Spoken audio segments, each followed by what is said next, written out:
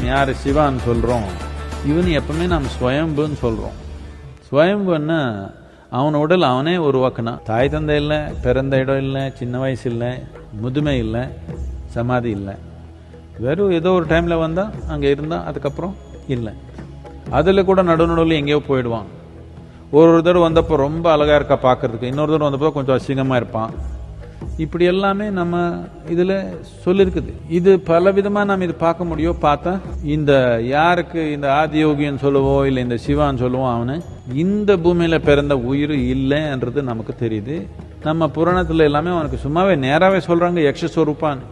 அப்படின்னா வேற எங்கேருந்தோ வந்து இங்கே அவனுடைய உடல் மனிதர் கூட தொடர்பு வச்சுக்கிறதுக்காக அவன் மட்டும் மனிதனுடைய உடல் போட்டுக்கிறான். அவர் இந்த கலாச்சாரத்துக்கு சேர்ந்தவங்க இல்லை, எது இல்லை, அவர் மனிதர்ன்னு நாம் சொல்ல முடியாது. வேற ஏதோ ஒரு விதமான உயிர் இங்கே வந்து மனித ரூபா இவன் மட்டும் போட்டுக்கிறான்.